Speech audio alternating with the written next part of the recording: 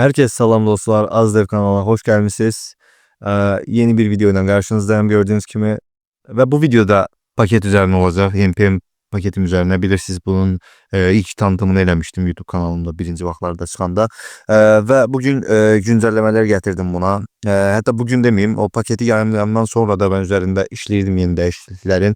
Ve düşünürdüm ki bu yetersiz de hele ki bu paket, ama biz bunu yeterli eləmək üçün yani ben bunu yeterli etməyim üçün bir sıra değişiklikler elədim, çalıştım üzerinde paketin ve birçok değişiklikler getirdim dostlar. İndi onları mən sizə göstərəcəm söhbət çox uzatmadan. Bu arada Figma tasarımına qədər təbii ki sıfırdan özüm eləmişəm. Burada gördüğünüz gibi Figma faili var. Məndə internet zəifdir, ola bilsin biraz gec açdı. Bir dənə yeniləyim Figma failini görək.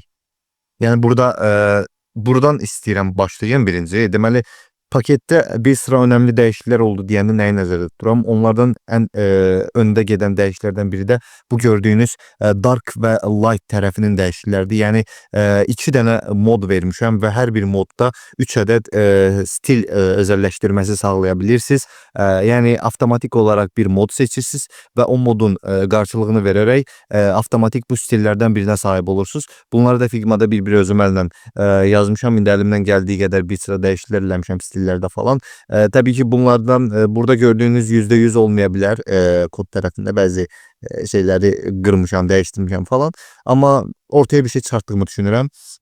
GitHub hesabında da tabii ki burada da GitHub hesabında linkini koyacağım yine videonun altına ve burada changelog dosyası yazmışam. Erinmedim. Biraz ChatGPT'den biraz buradan kömək ala yazdım changelog dosyasını. Changelog bu deməli versiyalarda dəyişiklik olanda paketler hakkında ümumi məlumat verirsən burada. Yani ne qaldırılıb, hansı dəyişikliklər olub falan istifadəçiyə məlumat verirsən. Ben de bunu hem İngiliz dilinde hem de Azerbaycan dili destekli yazdım. Tabii ki öz dilimizde unutmadım. Ve zaten demiştim JSDoc'da da JSDoc nedir bilmeyenler için diyeyim. Misal için ben kod tarafına geldim indi. Misal için JSDoc tutaq ki ben bura hover eləyirəm. Tutaq ki bura. Bakın burada çıxan yazılardı. Sonra avtomatik callback dolduruculardı. Bakın belə misal için gelen burada açıqlamalardı. Developer'in experience için verilmiş olan açıqlamalar. Bunlar JSDoc içerisinden gelir. Ben burada bu JSDoc içerisinde Azerbaycan dili dəstəyi də əlavə elədim öz paketimdə tabii ki. Onu da göstereceğim birazdan size. Ümumi olarak da changelog'da da Azerbaycan dilində yazmışam. Ne hansı dəyişikliklər var, əvvəl nə idiyində nə istifadə edəcəksiniz. Buraya da girib rahatlıqla oxuyabilirsiniz. Eynisiyle npm package/azadev/react toastep paketimin olduğu bölümde de buradan girip əlavə dokumentasiyaları, kiçik documentation'ları okuyabilirsiniz. Burada kod örneği de vermişəm best formatta. Tabii ki bunları gələcəkdə inkişaf etdirməyi düşünürəm. Hətta öz portfolyo saytımı yaratmağı düşünürəm və yaratdıktan sonra onun içerisinde daha geniş dokumentasiyalar yazacağım bu paketlerimle bağlı. Bu da ilk paket olmayacaq diye düşünürəm. Çünkü fikrimdə başka npm paketleri çıxartmaq da var. Görün inşallah uğurlu olsun. Buradan dediğim gibi klik eləyib yükləyebilirsiniz. Keçək dostlar kod tərəfinə. Deməli əsas kod tərəfi. Mən burada demonu yayınlamışdım bilirsiniz. Gələcəksiniz bilməm indi sizdə yəqin ki heç yükləməmisiniz ya yükləmisiniz. npm install azadev/react toastep paketini latest bayrağı ilə də yükləyebilirsiniz. Belə də yükləyebilirsiniz. İkinci versiyanı sizin kompüterinizə, VS kodunuza yükləmiş olacaq. Hal-hazırdakı versiya gördüğünüz kimi ikinci versiyadır. Major update eləmişəm, major güncəlləməsi gətirmişəm. Çünki çox dəyişikliklər oldu. İndi onlar bir deyəcəm. Elə birinci changelog'dan başlayaq. Burada nə yazmışam? Misal üçün 5 unikal tema əlavə edildi. İstəyinizə uyğun seçərək istifadə edə bilərsiniz. Hər bir tema fərqli dizayn və animasiya daşıyır. Həmçinin animasiyalı olan temalar pumping adlanır. Bəli dostlar, Figma'da da gördüğünüz gibi bakın 5 niye deyirəm, 6 demirəm. Çünki default olarak her zaman bizim ilk çıxan versiyadaki toast stillerimiz görüntülənəcək. Yəni bunlar. Ona göre bu default her zaman olur. Ona göre bunu çıxmaq şərtiyle 5 unikal temamız var bizim əlavə istifadə edebileceğimiz. Birinci default temamız Sadə adlanır. Adlarını belə qoymuşam. Biraz Azerbaycan sayağı diyək. Sadə bu bizim default temamızdır. Yani sade bir temamızdır. İkonik ikonlarla bəzədilmiş ve pumping biraz daha abartılı bir animasiyalı olan ve abartılı olan temamızdır. Yani pumpingin içerisindədir bu həmin qısa animasiyalar. Burada da zaten bildirirəm onu. Görünmərdə bildirirəm. Həmçinin animasiya olan temalar pumping alır. Gördüğünüz gibi. Dark mode için temalar əlavə edildi. Bu dark mode tərəfi də var. Həmin 5 unikal temanın içərisində gedir. Baxın bu tərəf. Dark modda da daha yaxşı görüntülənmək üçün bir iki sıra dəyişikliklər etmişəm. Bu arada dostlar bunları eləyəndə inanın ki yani saf öz əziyyətimlə, öz əməyimlə eləmişəm. Yəni oturub sıfırdan bunların hamısını yazmışam, yığmışam. Ona görə qıraqdan baxan bəzi insanlara asan gələ bilər, bəziləri eleştirə bilər. Okey, eleştirilərə təbii ki, hər zaman açığam. Eleştiridən qaçmıram. Sadəcə tənqidə açıq deyiləm bu barədə. Niyə tənqidə açıq deyiləm? Çünki bu tənqid edilməsi bir yanı yoxdur. Biz sadəcə bir-birimizi inkişaf etdirməyə çalışırıq. Mən bildiklərimi sizə öyrətməyə çalışıram. Siz bildiklərinizi mənə deyə bilərsiniz hər zaman. Məqsəd yəni inkişaf eləməkdir. Bunu bacarmayan biriləri durub qıraqdan söz atırsa, deməli, yəni tamamilə qısqanclıqdan başqa bir şey olaraq görmürəm bunu mən. Dostlar, deməli burada başqa nələr var? Misal üçün mobil cihazlar üçün responsiv eləmişəm bir sıra. Onu da göstərəcəm. Sonra position, toast class kimi prototiplər əlavə eləmişəm. Amma burada diqqətli olun. Bu toast class-a misal üçün nədir? Sizin custom classınızdır. Custom class verəcəksiniz və CSS-inizi yazacaqsınız. Götürməyəndə important istifadə edə bilərsiniz. Çünki bəzi kodlarda çaxnaşmalar ola bilər. Doc üçün Azərbaycan dil dəstəyi də yazmışam, onu da gələcəm. Dəyişikliklər nədir? Burada əvvəl bu cür istifadə edirdik, yadınızdadırsa, notify obyekti verirdim sizə useToastDev'in içindən. İndi 3 dənə əsas metod tanımlamışam sizin üçün. Hansı sizə rahatsa onu eləyəcəksiniz. İndi göstərəcəm. To notify açar sözüdəki artıq istifadə olunmur, deprecated. Okeymi? Və ToastDev context əvvəl return edirdim təzə başlayana. İndi onun yerinə ToastDev provider sadəcə qalıbdı. İndi onu da göstərəcəm. Yəni bu cür. Belə bir dəyişikliklərimiz var. İndi keçək tez kod tərəfindən. Deməli, yoxlama məntəqəmiz var burada. Bu npm install-da React ToastDev-i yükləyir. Terminaldan bundan yoxlaya bilərsiniz. Deməli, gəlirəm bura mən birinci yenə deyək ki, paketi yüklədiniz. Paketi yükləyəndən sonra dostlar, belə bir appiniz var deyək ki, belə bir şeydir. Hətta burada strict modunuz da açıqdır deyək ki, sizin strict modunuz da açıqdır, düzdür. Okeymi? Belə bir appdir. İndi mən burada nə edəcəm? Təbii ki, yenə gələcəm. Appimizi, ən üst biləşənimizi ToastDev providerına sarmalayacaq. Onun üçün import from Azadev React ToastDev deyirəm və onun içərisindən nə edirəm? Baxıram görüm mənə nə dönür. Tipləri döndürürəm və burada bir ToastDev provider var. Bunu döndürürəm. Bunu buradan sarmalayırsınız və bu qədər sadə. Artıq tostunuzu, yəni toast biləşəninizi istifadə edəcək səviyyəyə gəlmişsiniz. Yəni istifadə edə bilərsiniz artıq burada. Okey, burada indi nə edəcəyik? Deməli, birinci başlamaq istəyirəm bu tema məsələsindən. Dostlar, temanı buradan verəcəksiniz. ToastDev provider bölməsindən. Baxın, burada bir dənə toast tema adlı bir, baxın, demişdim o JS-Doc'da kömək Azərbaycan dilində dəstək. Baxın, burada oturmuşam bir hamısını Azərbaycan dili ingiliscə yazmışam sizin üçün. İngiliscə bilməyən dostlarımız ola bilər, yəni onlar daha rahat başa düşsün deyə burada Azərbaycan dili dəstəyini qoymuşam. Deməli dostlar, toast tema nədir? Toast tema baxın, hazır temalarına istədiyinizi seçirsiniz və bu hazır temalardan burada hansı propsları aldığını da qeyd eləmişəm. Light, sadə löv, light iconic, light pumping, dark sadə löv, dark iconic, dark pumping. Burada gəlirsiniz toast tema deyəndə artıq kontrol boşluq tuşuna basanda burada 6 dənə propertiniz olduğunu görəcəksiniz. Light, sadə löv hər zaman dinamik olaraq, default olaraq pardon gəlir. Biz buradan misal üçün birinci light iconic yoxlayaq. Light iconic bu cür yoxlayıb verə biləcəksiniz. İndi orada gələcəm. Onun üçün də eləmək üçün birinci gəlirəm bura. Bir dənə buton açıram. Tutaq ki, bu success olsun. Buna hətta mən burada bayaq açmışdım. Qoyun onu geri alım. Okey. Onun klikləri yığışdırın buradan. Bir göstərim. Çünki istifadə qaydasında mən sizə izah eləmək istəyirəm. Buradan onun klikləri yığışdıraq. Belə.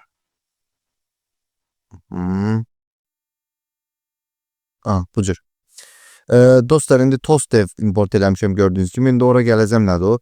Bizim 2, 3, 4 dənə butonumuz var. Eyni qalır belə deyim şeylər, tiplər, type'lar. Buradan əvvəl biz nə edirdik? Əvvəl belə edirdik. Const deyirdik.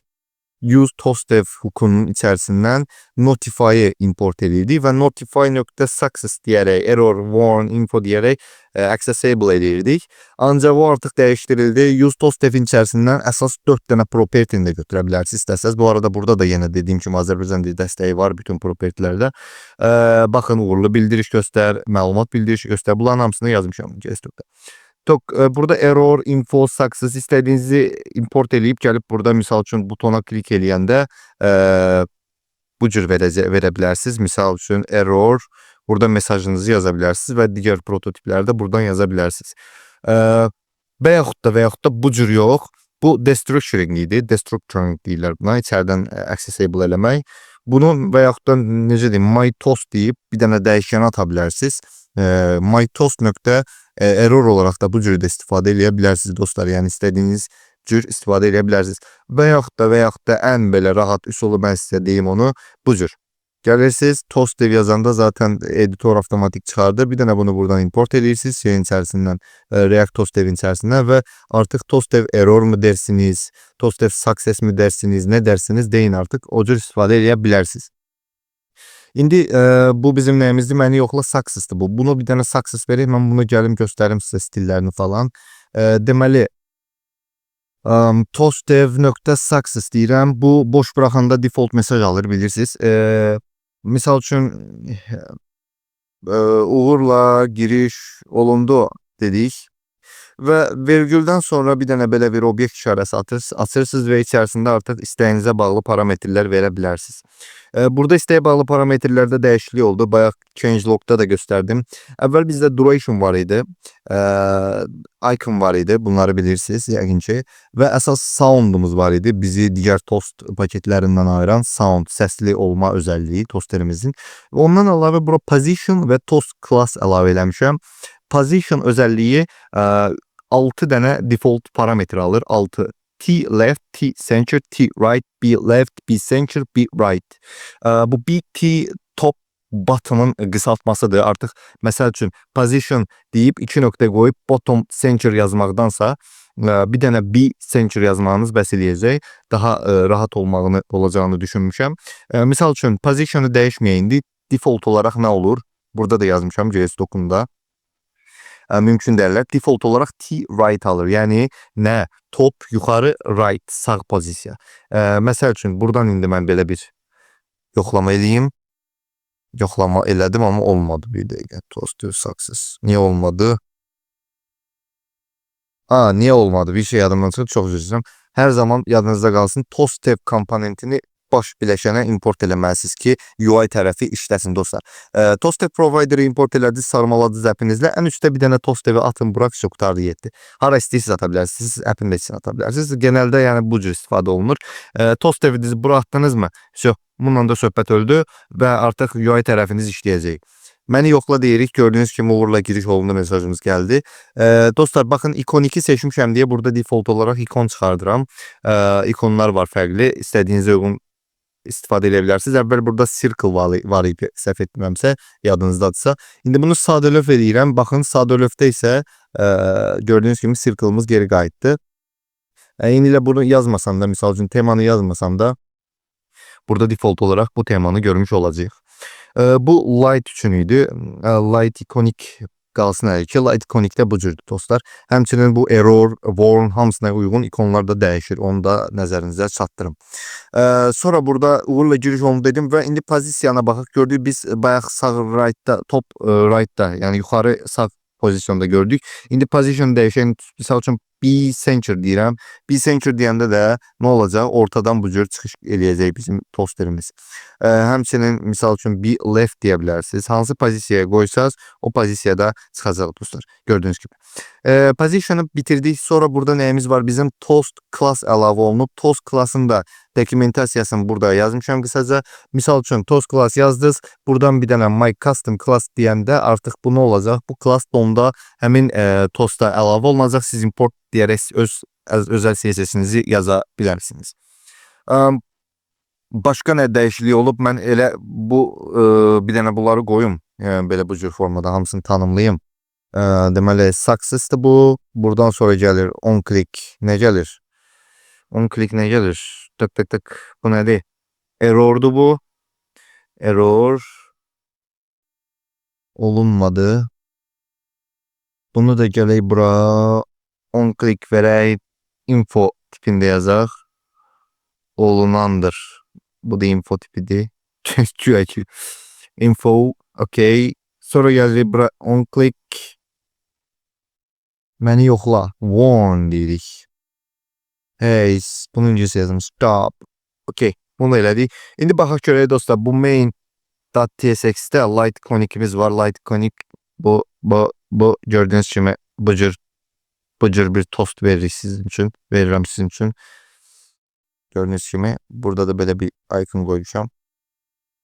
İstəyiniz uyğun təbii ki dəyişə bilərsiniz. Bunların da səsləri dediyim kimi olduğu kimi qalır. Yəni səslərində heç bir dəyişiklik yoxdur. Bir dənə mən sizin üçün şey eləyim burada səsi də qoyum. İndi bilmirəm düşəcək videoda yoxsa yox. Keçən video düşməmişdi. Sound true deyəndə artıq burada nə olacaq?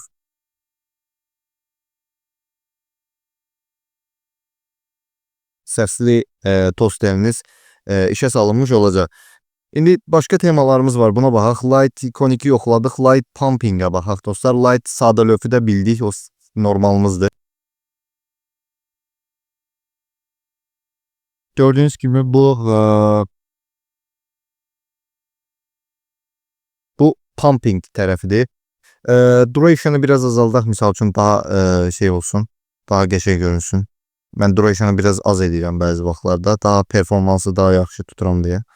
Duration 600 olsun hələ ki. Gördüğünüz kimi. 600 olmasın, lap 900 olsun. Okey.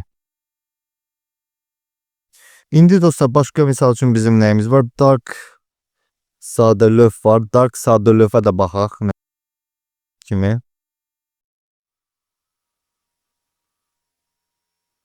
Dark mod üçün uyğunlaşdırmışam. Max çalışmışam uyğunlaşdırım. Daha sonra ikonik var. Dark ikonik.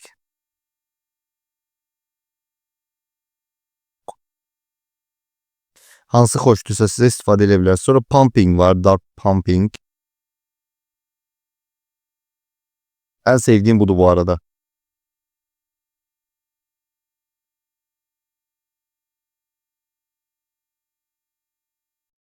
Gördüğünüz gibi süper formada işləyir dostlar. Heç bir problemi yok.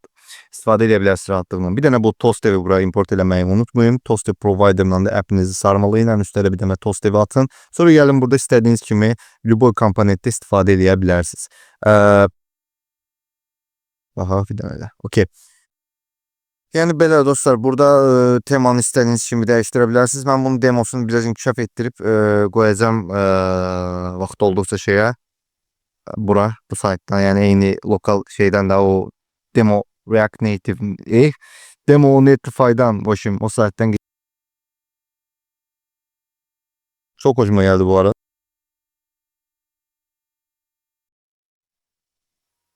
Dark Pumping. Misal üçün Global SAS-da bizim background'ımız nədir? Bunu misal üçün ağ edeyim görüm. Ağda belə dark modu yəni işlədə bilər. Qəşəng olur yəni məncə.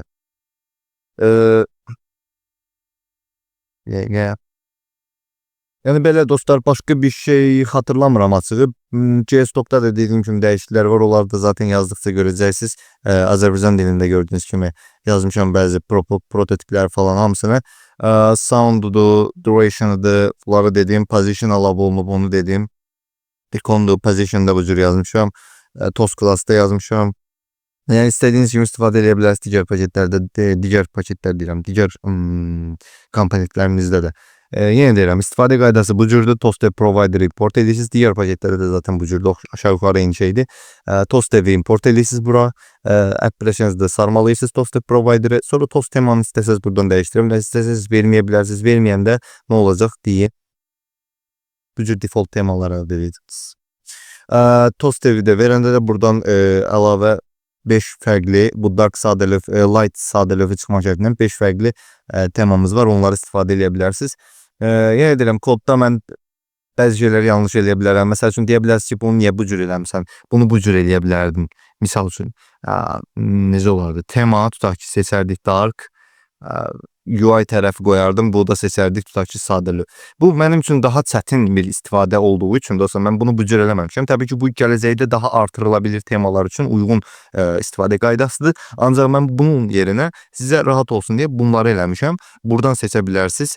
Gələcəkdə təbii ki, bu yapıya keçmə ehtimalımız var. Amma bilmirəm, onu söz vermirəm. Hələ ki bunu bu cür istifadə eləmək olar deyə düşünürəm.